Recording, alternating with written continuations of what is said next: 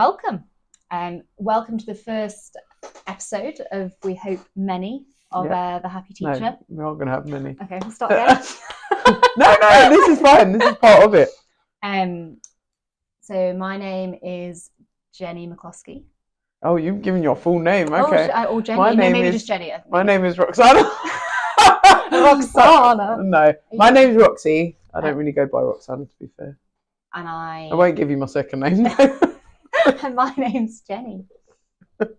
Okay, I'm Roxy. I am 38 years old. I had to think about that then. I've been teaching for nearly 14 years now. And I have taught in a range of schools, mainly mixed state schools, but I have taught in a girls' school before. I've never taught in a grammar or private school, unlike my colleague over here. My colleague. So I have taught in a range of state and private sector schools, but I have not taught in a grammar school, actually. Oh, I thought you taught in a grammar school. No, I don't know. Well, there you go. That's We're really close friends. That's a string we need to add to our bow, apparently. I've been to grammar schools for you went to training days. And also, you went to a grammar school as part of your education, or private school? Private. Oh, okay. So no, we've not had any grammar schools between us.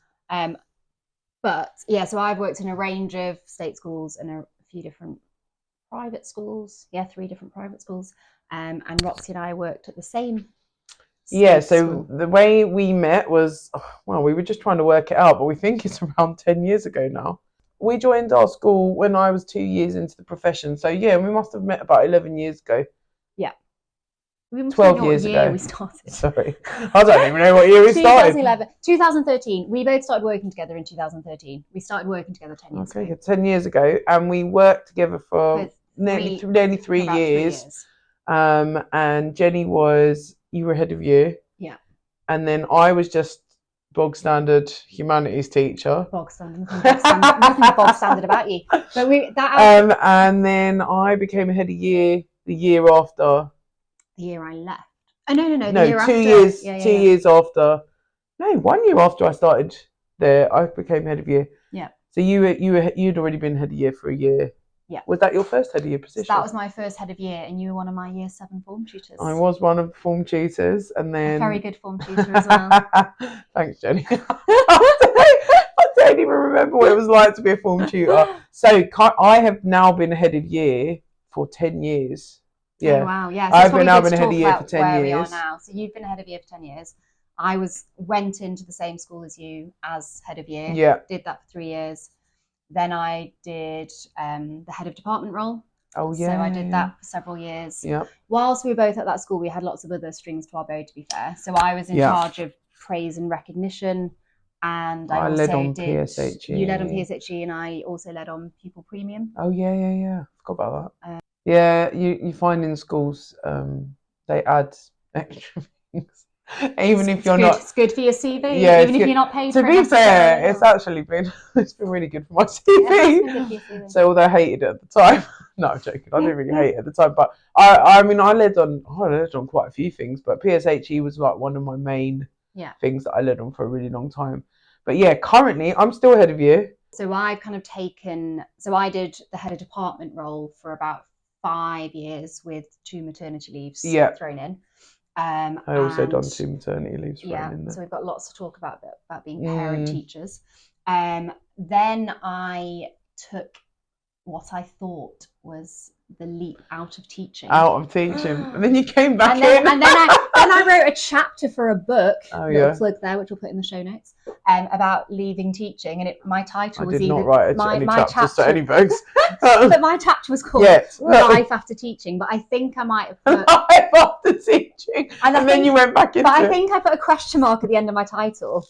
Life After Teaching. Turns out I went back again. So I did a year outside the classroom. Yeah. And I did really enjoy that. I worked still in education, worked for an organisation that helps train up new teachers. So I learned a lot from that, but I learned that I really missed the classroom.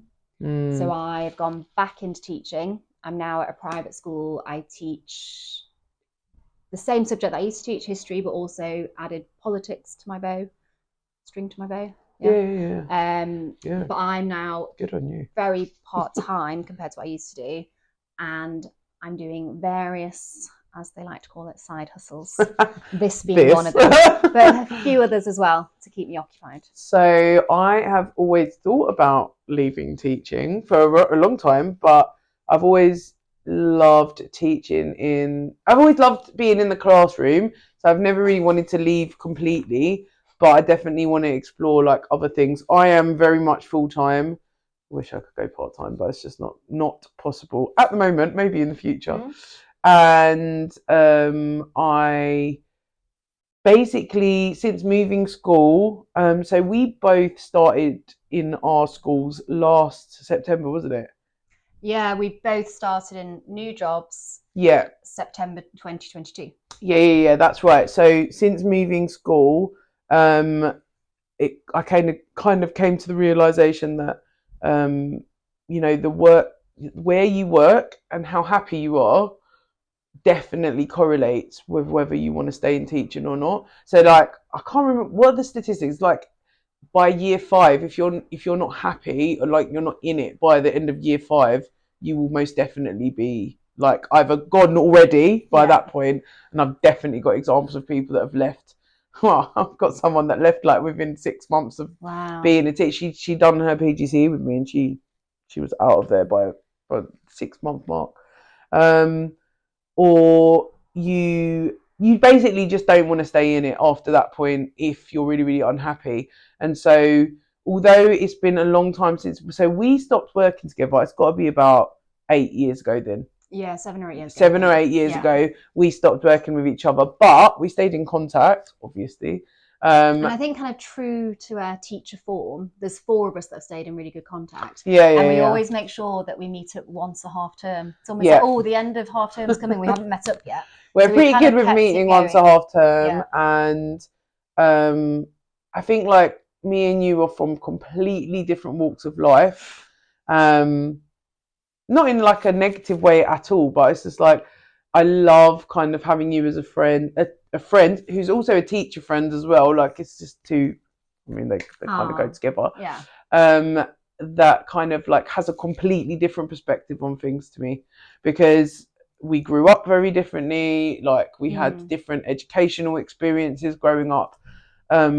Probably complete different training experiences going into teaching as well. There's so many things to talk about. Like so many things, but we and including the other 2 people that we kind of keep in contact with, who are all still currently teachers. Actually, teachers, we kind of like made this connection, and it's stuck really.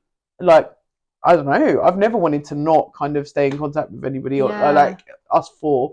And maybe it was because like the school that we went into was a growing school at the time, wasn't it? It was. We all. So one of us was there from the initial year. That was one of our other friends, and then the 3 of us. Then the 3 of us then joined in the second year of the school opening, didn't we? That's essentially right. The 4 of us helped set up. We were the humanities. The humanities department for a while, just by ourselves, and so we were setting up everything from scratch. And I think that definitely worked its way into like how strong our friendship then became. And I think we were really reliant on each other in a good way, 100%. Because I think sharing's amazing. But we used to have weekly planning sessions, didn't we, where someone would take charge. Literally, we spent so much time with each other. Yeah. Like literally so much. And obviously, like we didn't have kids at that point. Yeah. Like we were not, kind of held down to like being at home and needing to be kind of like having those different work experiences. Like now, you would not find me in that same position, and actually maybe we wouldn't have become such good friends if it was like right now. I don't know. I like to think we would have done, but I know you're saying that. I think but you have your work friends, and I have work friends now, but I don't spend nearly the same amount of time that I spent with you 4, like or us 4, sorry, as a total. But yeah, anyway, sorry, I'm going off on a tangent here, but I guess that's the whole point, is that the reason you were talking about what makes you a happy teacher. So like what I was saying is that those times, even though they were very stressful times, and I'm sure we will talk about that at another point, what made me kind of really want to push forward is that I did have those really, really strong kind of friendships, and that it did make me happy to come to school. I'm not Yeah. going to lie. Yeah, no, same And here. actually, when you left, and then our other colleague left, and it was left with me and one of our other colleagues, and we basically left at the exact same time. You both did. Yeah, didn't you? because Yeah. again, I think we had maybe this like unspoken thing that like when he leaves, I'm It's almost leaving. like he was like Or your when I'm work- leaving, he's Yeah. leaving, because He's we your were work just husband. yeah. Well, he was my work everything. Like Yeah. we just got on like a house on fire, Yeah. and so it was literally one of those things. And maybe we can do a whole episode on work friendships. I think Yeah, that's like a really good so. idea. Yeah. And the reason why we came to this podcast is because we kept in contact with each other, and we obviously see each other every half term. And I think, was it about 6 months ago now That we started mentioning. we had a the conversation idea. where Yeah. I said, no, maybe it was longer ago I than think that it was actually. longer. I think I said that I really, really want to do a podcast, something around teaching, not or 100%. just you, we'd have conversations and you would say, God, we should all be on a podcast. Yeah, like, yeah. You know, these conversations are great. And we'll 100% bring in those other two colleagues, and I know they'll listen whether to this. they like it or not. Yeah, so I mentioned it a few times, and I'd seen other people that I know just doing like little bits and pieces. And every time I'm watching or listening to a podcast, I'm thinking, yeah, man, I want to do that. Yeah. And I remember saying something at a dinner at some point, I can't remember when it was. And then I think it was in the summer, you turned around to me and you were like, oh, actually, should we actually do it? Yeah.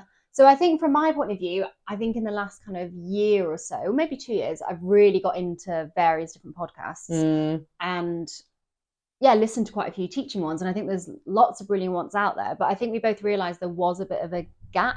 So there's like good podcasts for primary school teachers. There's lots of good podcasts that are really focused on pedagogy, like aimed more exclusively at teachers. We're all for the pedagogy, but we're not going to do a podcast about pedagogy. I think like we can include different bits and pieces, but our main goal was about happy teachers. That's what we kept coming back to when we were discussing it, right? We'd keep coming back to this idea of like almost our tagline, I guess, like great schools need happy teachers. And then it was like, what makes that happen? So what are all the different elements that makes a teacher happy? And then also what are all the different elements that make a great school? And the idea that a very key element in a great school is having the happy teachers.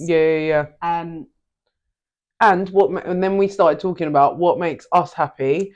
And like different things maybe at different points in our careers have made us happy, like in a school. It's not so cut and dry of like, it needs to be this. But there are probably some things that you could list off as a teacher, maybe after like, you know, over 10 years, both of us being teachers, that you would be like, oh, actually, you know what? If you gave me these kind of like 5 things or 10 things, I would pretty much be happy. And then there's obviously the nuanced things that you can kind of include within that, which do change over time. So I don't know, we kind of came to that idea, didn't we, that we wanted to do it more about being a happy teacher rather than the pedagogy surrounding teaching. There's a lot there. And I think, do you know what I found really interesting? When I was saying to a lot of my teacher colleagues, many of whom are good friends, oh, we want to do a podcast about teaching. And then they'd say to me, what's it going to be called? And I'd say The Happy Teacher. And the amount of people that would say back to me, are you kidding me? Or, ha, let me know if you find one of them, or things to that effect. And I was like, oh my God, this is all the more reason why we need to do this podcast. It shouldn't be seen as a contradiction in terms to be a teacher and to be happy. Yeah, unfortunately, like a lot of the time, teachers are either but this is the thing, it's like, why are they unhappy? Like, there's obviously lots of different reasons. The different things that affect different people's lives, obviously you've got the general things in school, like marking, workload, all of those kind of things. But then you've got all the kind of like outside experiences that make you a happy teacher as well.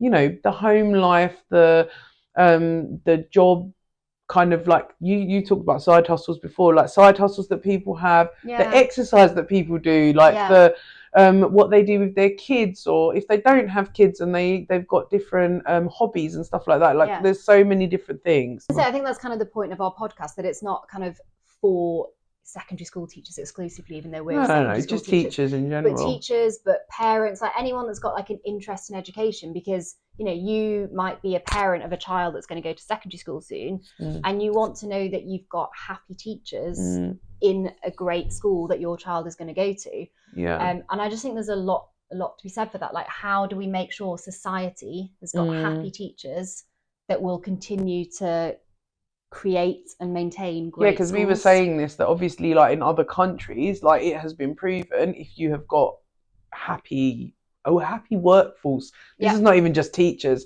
a happy workforce will produce better, more quality work. And it's the same in teaching. It's the same in teaching. Okay, if people are happy, then they're going to work harder, they're going to do better, and they're going to teach better, essentially, which is going to be better for all the kids that are, and if they're happy, they're coming into the classroom happy, they'll be more receptive to students that for whatever reason are not happy. Obviously, we both had quite a lot, you more so, but experience in pastoral care. And if you're there fully present in the classroom, you can recognise when something isn't quite right with the child. You can help provide the support they need. Whereas if you're so like into your own stuff, which inevitably sometimes that happens, but if you're in a good place, usually that doesn't, usually you can put your emotions and energy into other things, like the kids at school. You're right, like obviously I have to deal with a lot of the because I'm head of year, I deal with a lot of pastoral stuff, and it sucks. It does. On your energy. You need the headspace to do it well. Yeah, 100%. So if you go into, your office that day happy, content, you're more likely to do a better job. 100%. So I think that's another bit for us both to talk about, like why we're doing the podcast now. Like we've got between us 4 children, between us almost 30 years in teaching. But I think we both say we are happy teachers. Yeah, I would say now I've come to a point where I'm happy. Like I definitely wasn't at certain points in my career. Both had points when Same we've been unhappy, and we're going to do a whole episode all about mental health and both be quite honest about it. But I think we're both at a point, and I think what you said before was really interesting, that we've come from very different backgrounds. We've taken very different careers within teaching. Even to the extent that you're full-time, I'm part-time. But we have found ways to be, I think, very happy teachers. And I think we can be honest about the bits that we found hard, but we know the ingredients of what makes us happy. Yeah, definitely. And I think from variety of schools, I think I worked out between us, we've maybe worked in 8 schools or something. Something like that. I feel like that's given us a really good perspective on, that school, for all its flaws. If you include our training as well, that's even more. If you include all the schools you worked in when you were training other teachers. So we've seen a lot of schools well over between 20 us. Schools between us, actually. And we've got so many teaching friends as well. Like so many, I can think of loads off the top of my head that work in so many different areas. Even before Old Guard that we talked about, we all started in one school together. We're in 4 different schools. We talk about this 4 different schools. And I think we've learned a lot about. We've both had friends working in other countries and schools, like all of those types of things. So that's the other thing as well. We've had friends that have worked in Asia, friends that have worked in schools in America, Canada. So we can offer quite a big perspective on. There are some quite common ingredients of what make teachers happy and what makes a great school. Yeah. We hope to find the antidote, guys. What makes a happy teacher? We've got some ideas of different segments we want to do. Yeah. And we were trying to think of a name for it. I think we both like a bit of alliteration. So we wanted we're teachers. We like alliteration. We thought it'd be nice to, well, not nice, but just it's like, I guess thinking of the podcast almost as kind of an insight into the staff room, or an insight if you're a parent of a secondary school student, an insight into some of the funny things they say. Listen, what Jenny's trying to say is that there are really funny things that happen at school, and parents and teachers and like whoever, they never really hear about these types of things, like, and we talk about it between ourselves. And I also think there's a bit of a perception, you say kids say the funniest things, that it's primary school age kids that only say funny things. Yeah, trust me, there's definitely. But I think secondary school kids say even adults say funny things. Yeah. So we'll try and have a mixture. Things that staff have said, things that maybe. Yeah. Obviously, just disclaimer: everything's going to stay anonymous. We're not going to name and shame anyone. No names, and also everything that we talk about is our own opinion. Yeah. Like nothing is somebody else's opinion. We obviously both work at 2 different schools, but we are not representing those schools right now. These are just our own opinions. Yeah, and also we're not going to be speaking about our current schools. So we've only been working there for a very short period Yeah. of time anyway, so that's fine. We've got lots of other stuff Yeah. to talk Yeah. about, so that's all good. So Okay, one of so our I'll- little segments was going to be called Break Time Banter, and we wanted to just share like a little funny, like something with you guys. So it could be from a teacher, it could be from a student. The one that I think Jenny's going to do today is a student. Yeah, one. and we thought we'd kind of take it in turn. So I'll do this one, another episode you'll hear from Roxy, and we'll kind of mix it up a bit. So this one kind of stuck with me because it was quite an old child. So I taught him for a year in year 13. So this was by the end of year 13. So he would have been like 18. So he was 18. And also though, kind of, it shows that you shouldn't make assumptions, and that just because someone's 18 doesn't mean they've heard of all, the words that you're discussing in it. So it's kind of a good reflection for you as a teacher. But essentially, so I mainly teach history.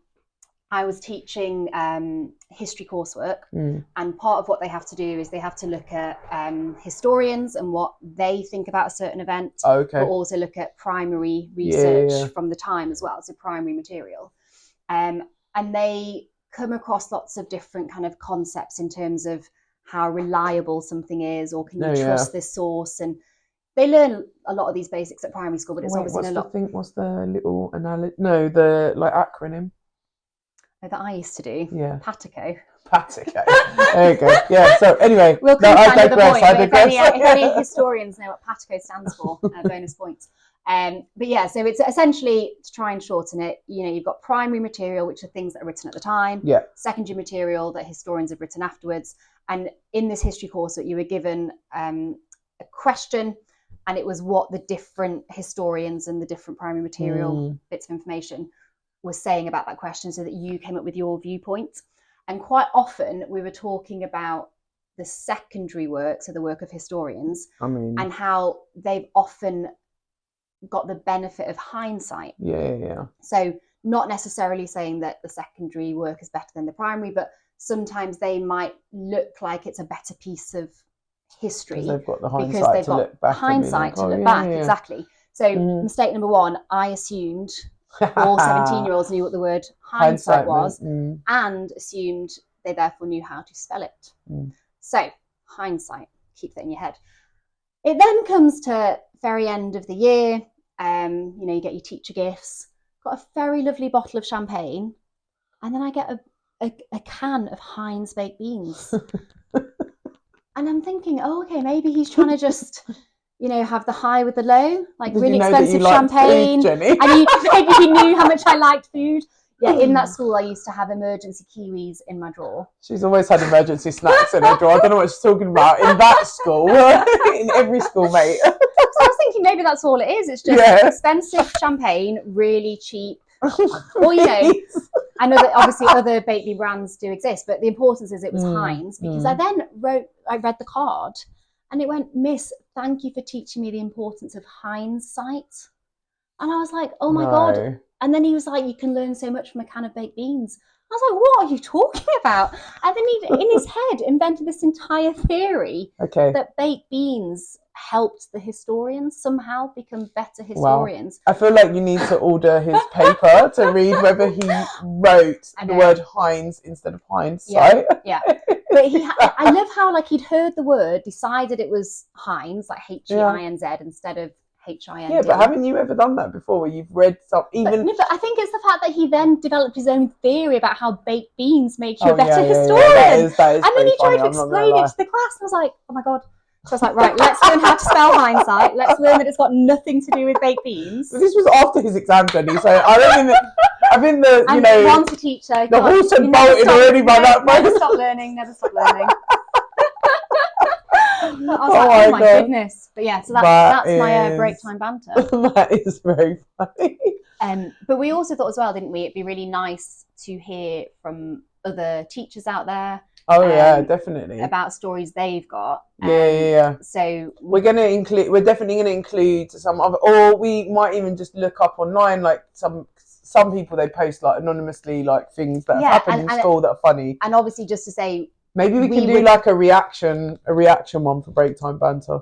As in that we've not heard it before. Yeah, I like that. To see if it's actually a funny story. I guess to make sure everyone knows where they can do this. So we've got all of our social media channels, it's all at Yeah. the Happy Teacher Pod. Yeah, So at that's the Happy right. Teacher Pod.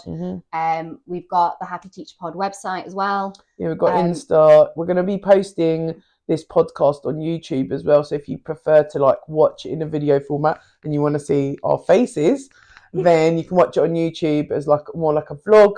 And we've got Twitter. We've got Twitter or X. Oh no, sorry, they changed the name now. Thinking about TikTok. Yeah, I think I'm probably do TikTok as well. I am not down enough with the kids to do TikTok. If I do TikTok, it will just be little snippets rather than a whole episode. But in terms of you can direct message us on any of the social media direct channels message us or anywhere. on the website. And we've got an email as well. Yeah, we do. thehappyteacherpod@gmail.com. So yeah. So definitely. We'd love to hear any stories that you think. Funny break time banter. What do you talk to your mates about at school? That it's just like a funny story. I've definitely got a few to share. You've got a brilliant one about a teacher that we'll save for another episode. Yeah, we'll save that for another episode. So I did this assembly, room 101, and it was all the things that I hate and I put in room 101.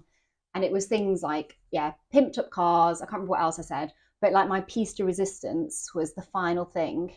People that waste their education. Oh, no way. No. Yeah. Oh, do you know what? I've got, I might steal that assembly. I always get really annoyed when people are like, oh, I could have done well on that exam, but I didn't bother revising. It's like, stop wasting your potential. So that's a good assembly idea, actually. I thought it was good. I think 101 some of the assembly. Kids might be groaning at the end. And links to the book, 1984. So there we go. Yeah. Anyway, so over to you. So basically, at the end of each episode, what we think we're going to do is a room 101. So we might end up calling it something else at another point. I don't know, but maybe ideas. Ideas are welcome. Please give us some ideas. The room 101 this time that I wanted to put in was not having a staff room or a staff designated area. So I wanted to throw in the bin. When a school doesn't have an area that staff can actually go and relax in and kind of just talk to their friends at school and just have a cup of tea and a biscuit or whatever, is. Because you've worked in schools that don't I have worked in school. I've worked in a couple of different schools actually that do not have a staff room. They say they do. They say they have like a staff room, but it's not actual staff room. Is it like a work area? Yeah, like it ends up being a work area or like somewhere that basically you're required to do work. So that's not a staff room in my mind. And I think that actually all schools need an area where you can just go and have 5 minutes. I'm not talking about wasting the whole day because I know that'll come to mind for some people, but I'm just talking about having a break where it's kind of like having a breather. When you're not in your office. Yeah. Because I don't know, you don't have an office at the moment, do you? No, but I obviously have an office, and I have had an office pretty much the whole time I've been here a year. And it's like you do tend to just literally sit in your office when you're not teaching, obviously. And then I feel like sometimes that separates you from the rest of the school. And also you're kind of seeing all your work. So, you might be sat in your office and seeing that pile of year 7 books that you marked. And I think you do need 5 minutes, 10 minutes where you chat to friends. Where you're not in your office. This is the thing. Because I chat to people in my office, obviously, but it's completely different. Not seeing that marking, not seeing all the bits on your to-do list that you have to do, just taking a real break. Yeah. So maybe what I really want to put in room 101 is computers in a staff room, because I feel like even when they say it's a staff room, they've got computers in there, and essentially people are just going to go and work in there, aren't they? Because they're not going to take 5 minute break or whatever else that they actually need. That's my room 101 for. And I guess what we should say, if anyone wants to help us out with a name, is that we wanted to kind of finish on a positive, didn't we? So we wanted to have a room 101. So that's what you want to bin. But we always wanted to kind of replace it with a suggestion. Yeah. Obviously, this one's quite obvious. You're saying. So my suggestion is to have some kind of area. It doesn't necessarily have to be a massive room. In fact, in an old school that I worked in, they did have a massive staff room. No one used it. Yeah. Because it was so big. A bit intimidating. Yeah, it was a little bit too much. Actually, me and one other friend used to use it, but literally it barely got used in the school. So I feel like just like a room that's got tea and coffee, some biscuits if they feel like, they're going to be generous that week. And then, yeah, just like a little bit of space, basically, a space Yeah.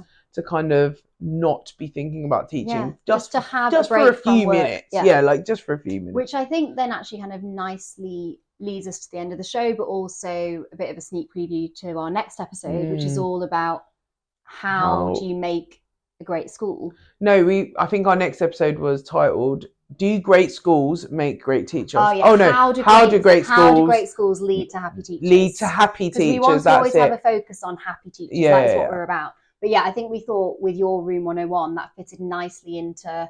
In our next episode, we want to talk about the different ingredients that make a great school, so that you can have a happy teacher. Because a great school is one of the ingredients to make a happy teacher. So how do you make a great school? And so one of the things you're saying is one of your key ingredients for a great school is you've got to have some kind of space, a relaxing staff room that is not for doing work in. Yeah. So I guess as well, just to finish, it'd be really great if anyone does want to go on our social media channels or go on our website and give us their ideas for what they think like makes literally a great any school. ideas would be great. Because I think we'll find it'll be interesting, won't it? But I think there'll be some common things that keep coming up. I think a lot of people probably agree with you on yours. But again, some people might have worked in really quite different schools to us, and they might have something. Maybe there's some alternative. Like me and one of our old colleagues, we spoke about maybe they should have it like, you know, like the Google or whatever. Yeah, like they still have it in their work offices, but they have like relaxing spaces within their work offices. Wouldn't that be cool? Anyway, that's a thought for another time. Thanks for listening. Yeah, and thanks for the chat. I enjoyed it.